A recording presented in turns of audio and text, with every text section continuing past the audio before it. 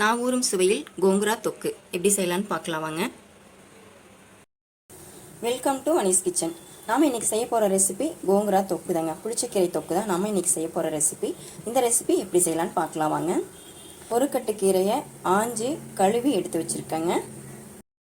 இந்த கீரை எப்படி க்ளீன் பண்ணணும்னு பார்த்தீங்கன்னா, இந்த மாதிரி இலை மட்டும் எடுத்துக்கோங்க. இதோட அந்த தண்டு இருக்கும், அந்த தண்டு எடுக்காதீங்க. இலை மட்டும் எடுத்தால் தான் நார் மாதிரி தட்டுப்படாமல் இருக்கும். இந்த இலை மட்டும் ஆஞ்சி எடுத்துக்கோங்க.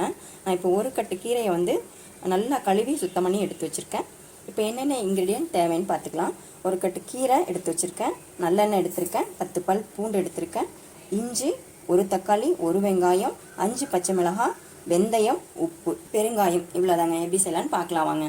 கீரை என்ன பண்ணுவாங்கன்னா எண்ணெய் ஊற்றி வதக்குவாங்க. அந்த மாதிரி வதக்காமல் தண்ணியில் வேக வச்சுட்டு அப்புறம் செய்யுங்க. டேஸ்ட் நல்ல டேஸ்ட் இருக்குங்க. எண்ணெயில் வதக்கிட்டு செஞ்சோம்னா வேகாத மாதிரியே இருக்கும்.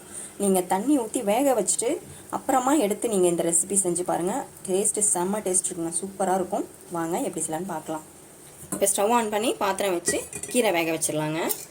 கீரை வேகிறதுக்கு தண்ணின்னு பார்த்தீங்கன்னா 1.5 கப் தண்ணி ஊற்றுறேன். டம்ளரில் 1.5 டம்ளர் தண்ணி அளந்து ஊற்றி கீரையை வேக வச்சிடலாம். இப்போ நம்ம இந்த தண்ணியில் கீரையை சேர்த்துடலாம். மிக்சியில் போட்டு அரைக்க தான் போகிறோம். அதனால் நீங்கள் கீரை கட் பண்ண தேவையில்லை, அப்படியே சேர்த்துக்கோங்க. கீரையில் உப்புலாம் சேர்க்க வேணாங்க, அப்படியே வெறுமனையாக வேக வச்சு எடுத்துக்கோங்க. ஒரு 5 நிமிஷம் தாங்க. 5 நிமிஷத்தில் வெந்துடும். வேகட்டும். இந்த கேப்பில் நம்ம வெங்காயம் தக்காளியெல்லாம் வதக்கிக்கலாம். ஸ்டவ் ஆன் பண்ணி வடைச்சட்டி அடுப்பில் வச்சு ஹீட் பண்ணிக்கலாம்.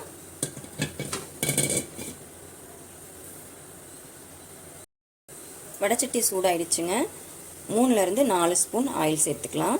வெங்காயம், இஞ்சி, பூண்டு குவான்டிட்டி கொஞ்சம் அதிகம், அதனால் ஒரு 3லேருந்து 4 ஸ்பூன் ஆயில் சேர்த்துக்கோங்க. 1 ஸ்பூன் வெந்தயம் சேர்த்துக்கலாம். நம்ம வெங்காயம் சேர்த்துக்கலாம்.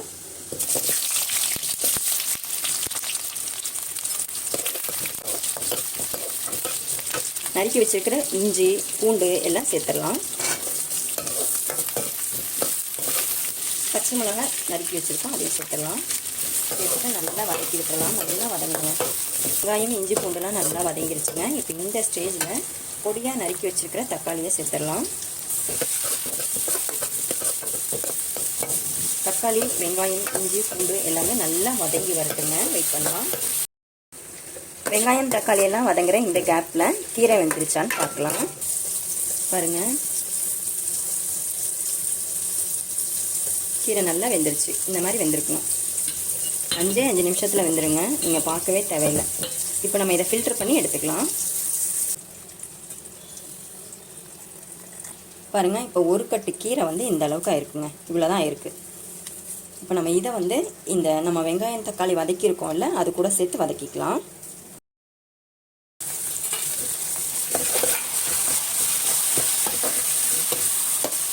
நீங்கள் இந்த புளிச்சக்கீரைக்கு தக்காளி போடலாமான்னு கேட்குவீங்க. தக்காளி போடும்போது நல்ல டேஸ்ட் இருக்கும். புளிச்சக்கீரையோட தக்காளி சேர்த்து அரைக்கும் போது நல்ல டேஸ்ட் இருக்கும்.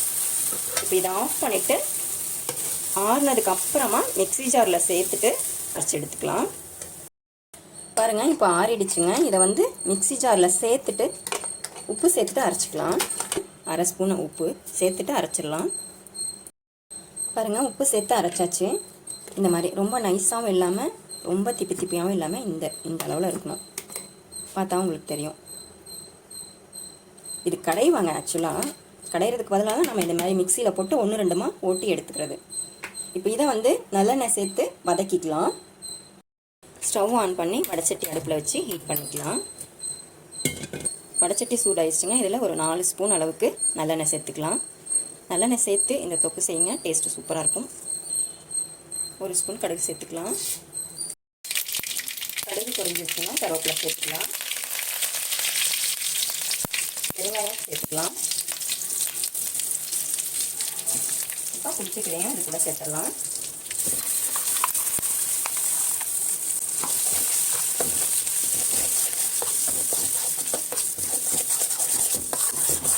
லேசாக ஒரு வதக்கிட்டு இறக்கிடலாங்க. ரொம்ப வதக்க தேவையில்லை, ஏன்னா எல்லாமே ஏற்கனவே பாயில் ஆனது தான். அதனால் லேசாக ஒரு வதக்கிட்டு இறக்கிடலாம். நாவூரும் சுவையில் கோங்குரா தொக்கு ரெடி ஆகிடுச்சு. இப்போ நம்ம இதை ஒரு பவுலுக்கு மாற்றிடலாம்.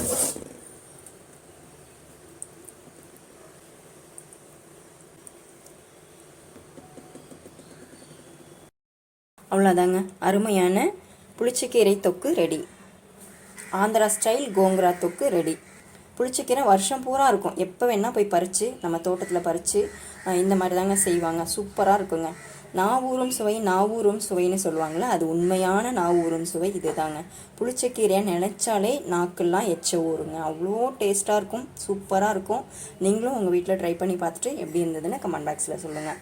என்னோடய வீடியோ பிடிச்சிருந்ததுன்னா லைக் பண்ணுங்கள்.